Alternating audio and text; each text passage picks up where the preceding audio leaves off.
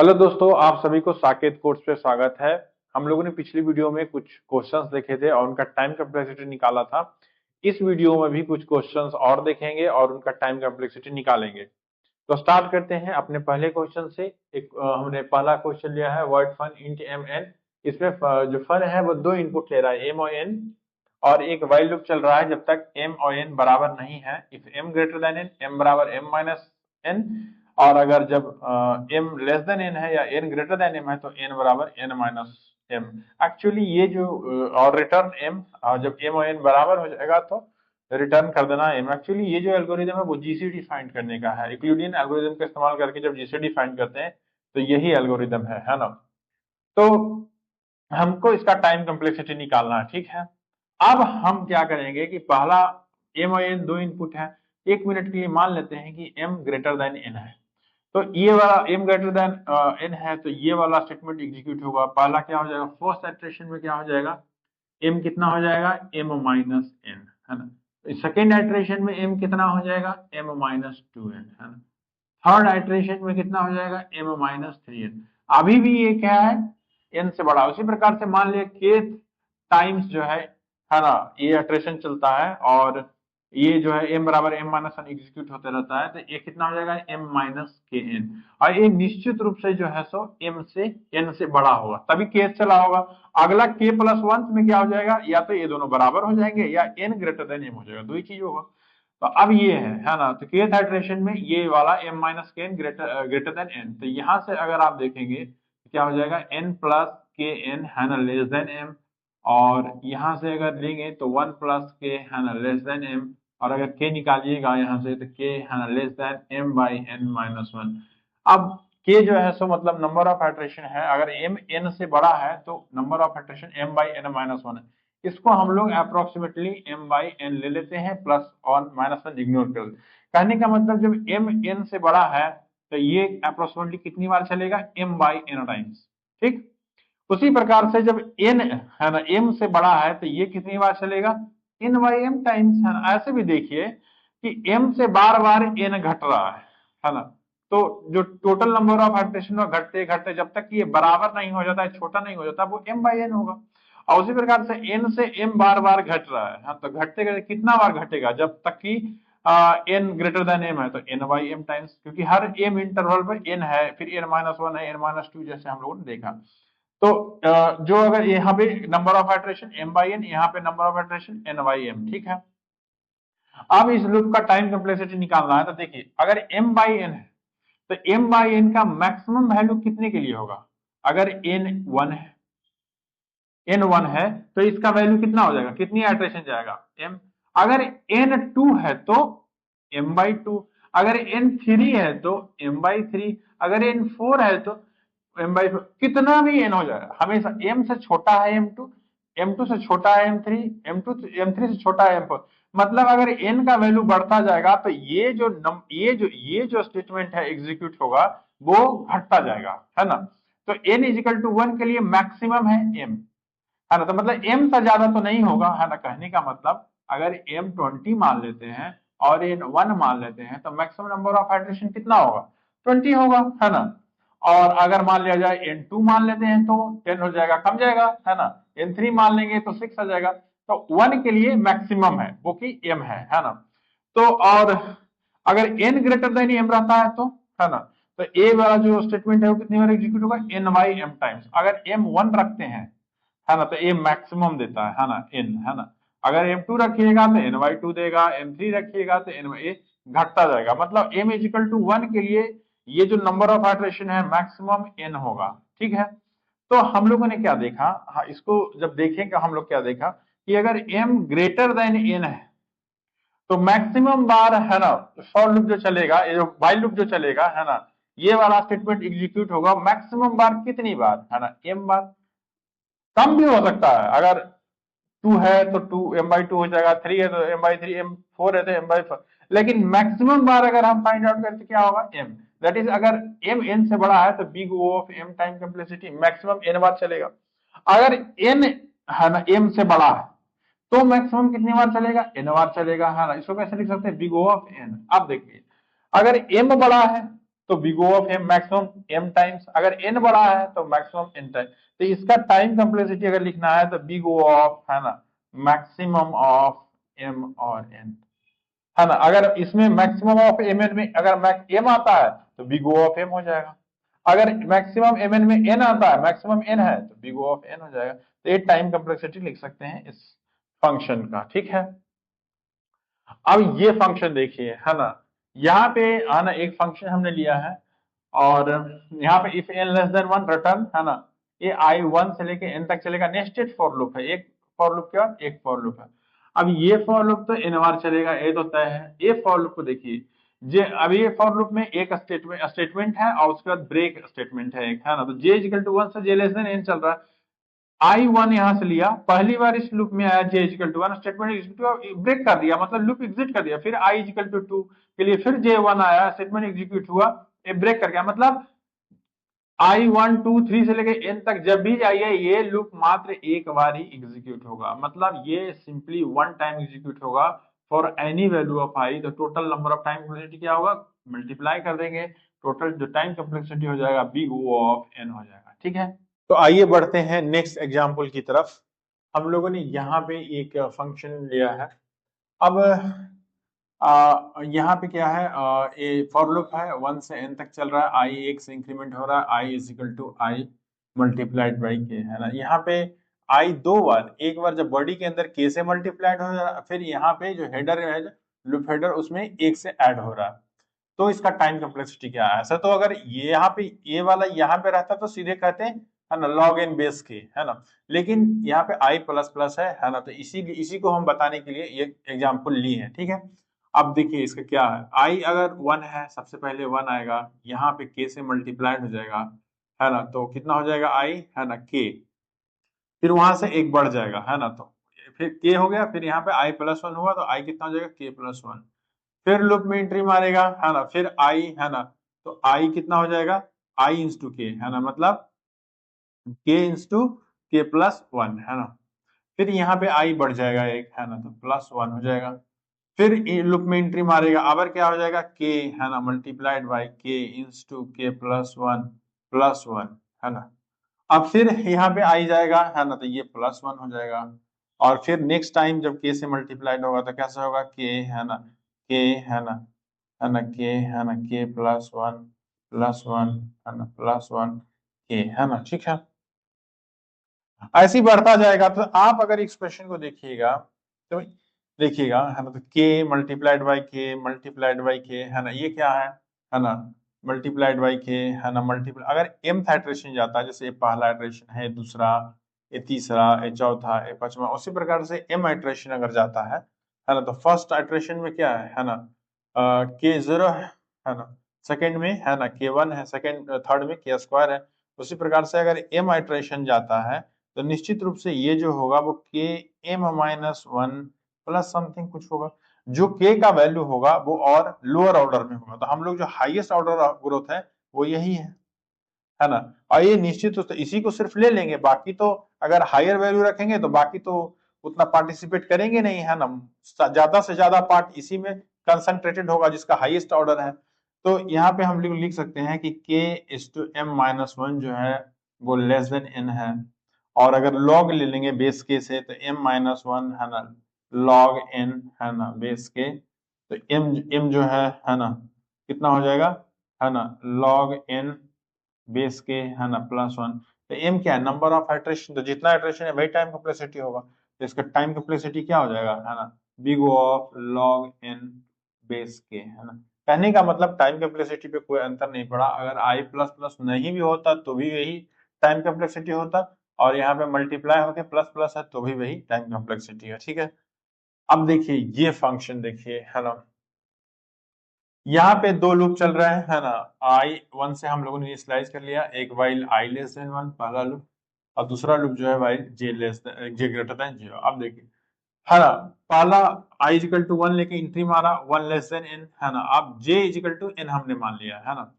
अब j greater than 0, j हर बार half से reduce हो रहा था, ऐसा हम लोगों ने देखा है केस कि अगर कोई भी हाफ से रिड्यूस हो जाएगा तो उसका टाइम कम्प्लेक्सिटी कितना हो जाएगा, log n, है ना, जे एन है। तो इसका टाइम कम्प्लेक्सिटी हर बार हाफ से रिड्यूस हो रहा है, मतलब हर बार एक कांस्टेंट से रिड्यूस हो रहा है ना। तो log n बेस 2 हो जाएगा। अब देखिए इसका, अब ये वाला लूप देखिएगा तो इस लूप के बाद है ना while i लेस देन 1, यहाँ पे i भी इंक्रीमेंट हो रहा है 2 से। तो जब i जब इंक्रीमेंट हो मल्टीप्लाई 2 से, मतलब i जब मल्टीप्लाइड बाई 2 से इंक्रीमेंट हो, i हर समय मल्टीप्लाइड बाई 2 हो जाता है, तो इस जो ऊपर वाला लूप है इसका टाइम कम्प्लेक्सिटी कितना होगा, इसका भी टाइम कम्प्लेक्सिटी log n होगा बेस 2, है ना। तो अब देखिए दोनों नेस्टेड लूप हैं, एक लूप के अंदर एक लूप है, तो दोनों का टाइम कम्प्लेक्सिटी है log n है, तो जो टोटल टाइम कम्प्लेक्सिटी होगा मल्टीप्लाई कर देंगे, टोटल टाइम जो कम्प्लेक्सिटी होगा log n multiplied by log n, इसे हम लोग लिख देंगे log स्क्वायर n, है ना। log n स्क्वायर नहीं लिखना है, log स्क्वायर n, और आप ऐसे कह सकते हो log n raise to the power 2, है ना। ये हो गया टाइम कम्प्लेक्सिटी। तो टाइम कम्प्लेक्सिटी को बिग O नोटेशन में कैसे लिखेंगे, big O of log square n, ठीक है। आइए बढ़ते हैं नेक्स्ट एग्जांपल की तरफ। हम लोग एक यहाँ लिए हैं, which of the following 3 claims are correct. तो क्या n plus K raise to the power m बराबर theta n raise to the power m, है ना। तो ये सही है, या 2n plus 1 is big O of 2 raise to power n, 2 raise to 2n plus 1 है ना is big O of 2 raise to power n। इन तीनों में है ना कौन कौन से करेक्ट है, तो पहले इसको देखते हैं, ठीक है। अगर n प्लस के है ना raise to the power m को अगर आप एक्सपेंड करोगे तो क्या आएगा, n raise to the power m, यहाँ पे k क्या है, कांस्टेंट है, k and m are constant, है ना। प्लस है ना अगर यहाँ देखो c1 है ना n raise to the power m minus 1 into k1, है ना, प्लस c2 है ना n raise to the power m minus 2, है ना, और ये k है ना 2, ऐसे जाते जाते ये कहाँ तक जाएगा, k raise to the power m। अगर आप देखिएगा तो ये जो पोलिनोमियल हमने लिखा इसमें n raise to the power m है, k भी कोई कांस्टेंट है, c भी कोई कांस्टेंट है, तो दोनों का कांस्टेंट मानते c1 डैश, है ना n m n माइनस 1। अब यहाँ पे देखिए c2 भी कोई कांस्टेंट है, k भी कांस्टेंट है, k स्क्वायर भी कांस्टेंट है, तो c2 k स्क्वायर कोई कांस्टेंट है, इसको c2 डैश मान लेते हैं, है ना, है ना, c2 डैश मान लिया तो n m माइनस 2। ऐसे करते करते करते है ना कोई कांस्टेंट है ना cm तक हम लोग cm डैश तक पहुंचे। अब देखिए ये जो पोलिनोमियल है इसमें सबसे हाईएस्ट ऑर्डर ऑफ ग्रोथ किसका है, तो हम लोग निकाले हैं कि अगर हाईएस्ट ऑर्डर ऑफ ग्रोथ, तो सारे को हम लोग निगलेक्ट कर देंगे, जो लो ऑर्डर टर्म है ये है, सारे निगलेक्ट हो जाएंगे, जो सबसे हाईएस्ट ऑर्डर टर्म रहेगा उसको कंसीडर करेंगे। तो highest order term n raise to the power m है, तो इसको लिख सकते हैं theta n raise to the power m, लिख सकते हैं। तो मतलब ये वाला तो सही है ना, ये सही है। अब ये देखिए 2 है ना raise to the power n plus 1, है ना, 2 raise to the power n plus 1 को क्या लिख सकते हैं, 2 इंटू 2 रेज, और इसको बहुत आराम से ये क्या हो गया c है ना इंटू 2n, इसको बहुत आराम से बिग O ऑफ 2n लिख सकते हैं कि नहीं। आपने पिछली वीडियोस देखा होगा तो बहुत आराम से इसको बिग O ऑफ 2n लिख सकते हैं, तो ये भी सही है ना, ये भी सही है। अब ये वाला देखिए, है ना, यहाँ पे क्या है ना, यहाँ पे क्या है, अगर 2 है ना 2n प्लस 1 है तो कितना लिखाएगा, है ना 2 इंटू 2n इंटू 2n। अब बिग O ऑफ 2n लिखने के लिए यहाँ पे कोई कांस्टेंट होना चाहिए था, अगर इसको बिग O ऑफ 2n लिखेंगे है ना, तो ये यहाँ पे कोई कांस्टेंट होना, लेकिन यहाँ पे कोई कांस्टेंट है क्या, 2 raise to the power n है जो कि कांस्टेंट नहीं है, इसलिए इसको हम लोग बिग O ऑफ 2n नहीं लिख सकते, we can't write it big O of 2n, है ना। तो ये जो है सो गलत है ना। तो ठीक है, ये हम लोगों ने देखा ये सही है, ये भी सही है, और ये गलत है। अब एक है ना फंक्शन फिर लेते हैं, है ना, यहाँ पे देखिए int सम 0 है ना, लूप जो है i से n तक चल रहा है ना, हर एक बार 1 से इंक्रीमेंट हो रहा है। यहाँ पे if स्टेटमेंट है i ग्रेटर देन j, कोई भी संख्या मान लो, है ना, आर्बिट्ररी, तो सम बराबर सम प्लस 1, और अगर i ग्रेटर देन j नहीं है तो k 0 से लेके n तक चलेगा, हर बार k 1 से इंक्रीमेंट होगा और सम एक बार माइनस होगा। अब इस लूप को छोड़ दीजिए, पहले यहां से यहां तक देखिए, यहां से यहां तक देखिए, तो ये जो लूप है पिछली वीडियो में हमने बताया था कि ये कितना टाइम से ग्रो कर रहा है, 0 बिग O ऑफ O, है ना, ये कांस्टेंट टाइम से, मतलब बिग O ऑफ 1 से, और ये कितना है ना 0 से n तक, तो बिग O ऑफ n। अगर टोटल अगर देख लें, मान लिया जाए कि इफ एल्स का टोटल अगर टाइम कम्प्लेक्सिटी देखें तो बिग O ऑफ n, है ना।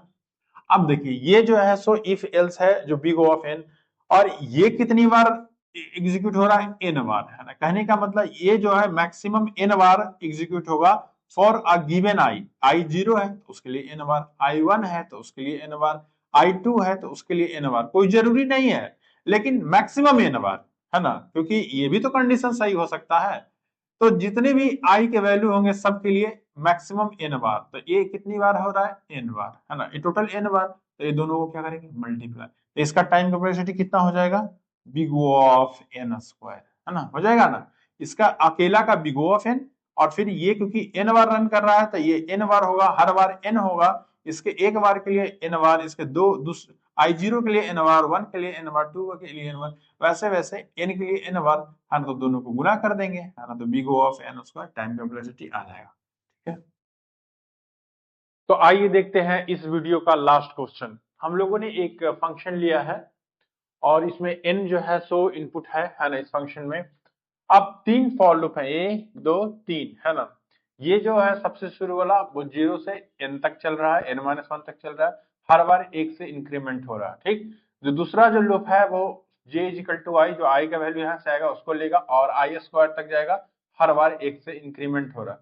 फिर यहाँ पे एक इफ है, अगर j मॉडुलस i 0 है, मतलब j और i का मॉडुलस 0 है, तो फिर ये वाला जो पोर्शन है, ये वाला जो स्टेटमेंट है ना, वो एग्जीक्यूट होगा। ये कहां से कहां तक, 0 से लेके j तक, हर बार 1 आइटरेशन, है ना, हर बार k का वैल्यू 1 से बढ़ जाएगा। ठीक है, अब इसका टाइम कम्प्लेक्सिटी हमें निकालना है। ठीक, तो देखिए अगर टाइम कम्प्लेक्सिटी अगर हमको इसका निकालना है तो सबसे पहले तो ये बात है कि ये तो n टाइम्स चलेगा, है ना, 0 से लेके n-1। अब इसका जरा देखिए, है ना, ये लूप का j इजिकल टू आई लेके आया, सबसे पहले पहला में क्या है, j इजिकल टू आई, है ना, j, है ना, इजिकल टू आई लेके आया।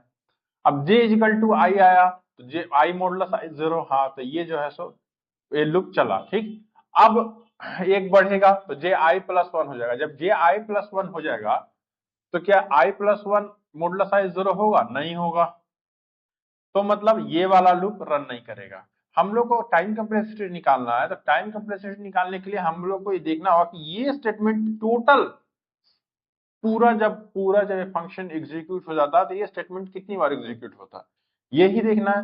तो जे आई जब है तो आई मॉडुलस आई 0 है तो ठीक है, ये लूप एग्जीक्यूट हुआ। आई प्लस 1 में नहीं होगा क्योंकि आई प्लस 1 मॉडुलस आई 1 हो जाएगा। आई प्लस 2 में क्या ये ट्रू होगा, नहीं। आई प्लस 3 में भी ट्रू नहीं होगा, तो कितना में ट्रू होगा, जे इज इक्वल टू 2i में फिर से ट्रू हो जाएगा। फिर 2i में ट्रू हो जाएगा, फिर ये जो फॉर लूप है पूरा एग्जीक्यूट होगा 0 से 2i तक। अब देखिए फिर 2i प्लस 1 में ये इफ कंडीशन सही होगा क्या, नहीं। 2i प्लस 2 में भी सही नहीं होगा, तो कितने में सही होगा, 3i। फिर 3i मॉडुलस आई करेंगे तो 0 आ जाएगा।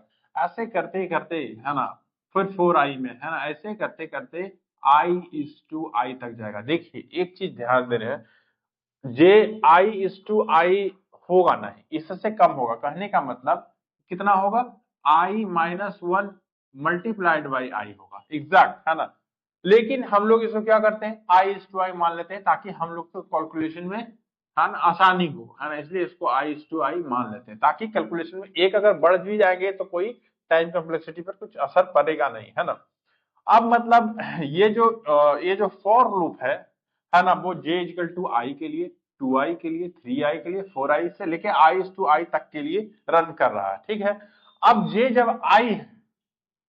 जब i है तो ये फॉर लूप कितनी बार रन करेगा, 0 से लेके i तक, 0 से लेके i तक मतलब i टाइम्स रन करेगा। j 2i है, जब 2i है तो 0 से लेके 2i तक, है ना, तो ये 2i टाइम्स, है ना, रन करेगा। जब j 3i है तो ये लूप कितनी बार रन करेगा, 3i। जब j 4i है तो ये लूप कितनी बार रन करेगा, 4i, है ना। ऐसे करते करते, है ना, j आई स्क्वायर है ना, तो ये कितनी बार रन करेगा, i is to I times.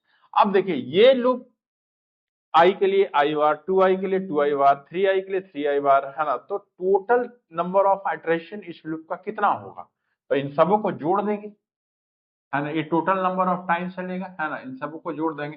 तो अगर समेशन करेंगे i plus 2i plus 3i plus 4i से लेके i इज टू आई तक, है ना, तो ये समेशन क्या मिलेगा, i, है ना, 1 प्लस 2 प्लस 3 है ना प्लस 4 प्लस आई है ना, ये क्या निकलेगा है ना, ये सम ऑफ ith नेचुरल नंबर हो गया, तो i इंटू आई प्लस 1/2। अगर आप सबको जोड़ दीजिएगा तो ये जो ऑर्डर आएगा i is to I square I is to I cube है ना, big O of I cube. कहने का मतलब कोई भी आई क्यू के लिए, कोई भी आई के लिए जो नंबर ऑफ आइटरेशन ये लूप चलेगा या जितना टाइम्स ये नंबर ऑफ टाइम्स स्टेटमेंट, ये जो स्टेटमेंट एग्जीक्यूट होगा वो आई क्यू के प्रोपोर्शनल होगा। ठीक है, उसका जो ऑर्डर होगा वो आई क्यू के बराबर होगा। नंबर ए इसका ऑर्डर, इस स्टेटमेंट को एग्जीक्यूट होने का ऑर्डर या इस लूप का चलने का ऑर्डर आई क्यू के बराबर होगा या प्रोपोर्शनल टू आई क्यू होगा। अब एक आई के लिए प्रोपोर्शनल है आई क्यू के लिए, आई कहां से कहां तक जा रहा है, 0 से n तक है ना, आई 0 से। तो अब हम लोग क्या करेंगे है ना, बिग ओ ऑफ है ना समेशन आई जो है 0 से लेके n-1 तक जा रहा है। ठीक है, n-1 तक जाएगा और यहाँ पे आई क्यू है ना। अब हर एक आई के लिए निकाल देते हैं, तो ये कितना है पूरे आई के लिए निकाल देते हैं, हाँ 0 से लेके n-1 तक सबके लिए समेशन कर देते हैं। तो ये 0 plus 1q plus 2q plus 3q है ना प्लस प्लस है ना n-1 का होल क्यू, ये टोटल समेशन हो गया है ना। हर एक आई के लिए 1 आई जब 1 वैल्यू लेगा 2 लेगा n 3 लेगा से लेके n। अब इस समेशन को निकालिए है ना, तो इसको निकालिएगा तो इसका एक फॉर्मूला होता है n इंटू n+1/2 का होल स्क्वायर। अब ये अगर आप देखिएगा तो n और n स्क्वायर पे square n raise to power 4, तो ये हो जाएगा big O of n raise to the power 4। मतलब जो टाइम कम्प्लेक्सिटी होगा पूरे इस फंक्शन का big O of n raise to the power 4 होगा। ठीक है, हम लोग मतलब पूरी बात टोटल टाइम्स है ना, ये जो स्टेटमेंट है वो एग्जीक्यूट होगा, उसका ऑर्डर क्या रहेगा, big O of n raise to the power 4। ठीक है, अब देखिए ये जो क्वेश्चन है अगर आप बहुत सारे बुक में देखेंगे या वेबसाइट पे देखेंगे तो इसका टाइम कम्प्लेक्सिटी आपको बताया रहेगा कि big O of n raise to the power 5 है ना। अब देखिए n raise to the power जो 4 है, इसका जो टाइम कम्प्लेक्सिटी वो n raise to the power 4 exact bound है या कह सकते हैं कि टाइट अपर बाउंड है। n raise to the power 4 क्या टाइट अपर बाउंड है और n raise to the power 5 क्या है अपर बाउंड है। ये कैसे होगा ये भी देख लीजिए है ना, ये लूप कितनी बार एग्जीक्यूट करेगा n है ना, ये जो है सो मैक्सिमम कितनी बार करेगा n से n स्क्वायर, तो हम लोग लिख सकते हैं n square minus n time, और जिसको कि हम लोग रफली n स्क्वायर भी लिख सकते हैं।